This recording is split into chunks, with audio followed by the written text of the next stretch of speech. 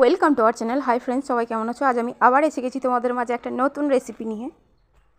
প্রথমে একটা mixer jar নিয়েছি, ওখানে আমি 3 থেকে 4 কোয়া মতো রসুন দিয়ে দিয়েছি আর সামান্য পরিমাণে ধনেপাতা দিয়ে দিলাম।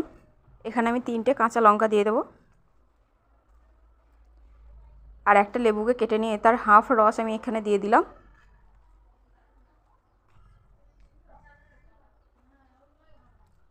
এবার আমি এখানে একটা গোটা আদাকে দিয়ে দিচ্ছি,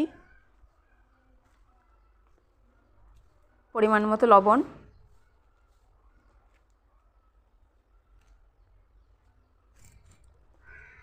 এক চামচ লঙ্কার গুঁড়ো, 1 চামচ হলুদের গুঁড়ো, কাবাবের মশলা দিলাম 1 চামচ মতো।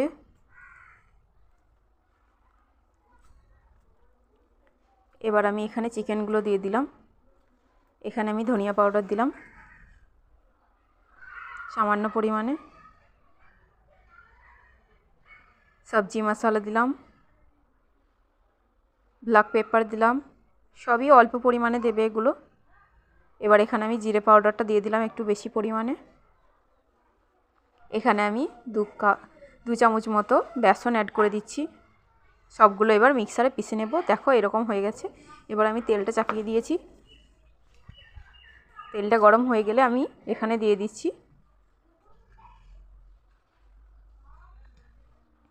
কোফতাটা। এইভাবে করে সব কোফতাগুলো দিয়ে দেবে। আর তোমাদেরকে আমি কিছু কথা বলে নিই, যারা আমার চ্যানেলে নতুন আছো তারা অবশ্যই আমার চ্যানেলটাকে সাবস্ক্রাইব করে পাশে থাকা বেল আইকনটা প্রেস করে দেবে। আর যারা আমার সাবস্ক্রাইবার আছো তারা অবশ্যই লাইক কমেন্ট শেয়ার করবে। আমি এই কিছুদিন ধরে ভালো রেসপন্স পাচ্ছি, আমার খুবই ভালো লাগছে ভিডিও বানাতে। সবাই কমেন্ট করছো, তাদের সবাইকে অনেক ধন্যবাদ। আর তোমরা সাথে থাকো, আশা করি আমি আরও সুন্দর সুন্দর ভিডিও তোমাদেরকে দেব। এবার এটাকে আমি একটু ভালো করে নাড়াচাড়া করে নিচ্ছি। দেখো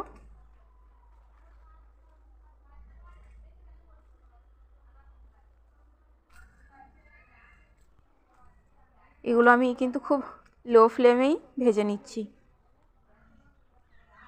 গ্যাসের ফ্লেম কিন্তু একদমই হালকা রাখবে, না হলে কিন্তু এটা ভেতরটা হবে না।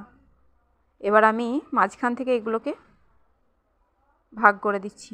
দেখো, কেউ চাইলে তোমরা চাকুর সাহায্যেও করতে পারো, এগুলোকে কেটে দিতে পারো,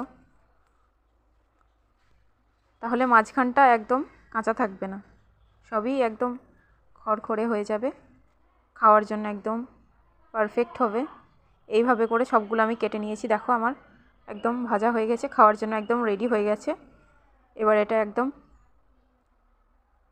সার্ভ করে দিলেই হবে। দেখো তুলে নিয়েছি, এবার প্লেটিং করে দেব। ভালো লাগলে অবশ্যই লাইক কমেন্ট শেয়ার করবে। Thank you so much everyone.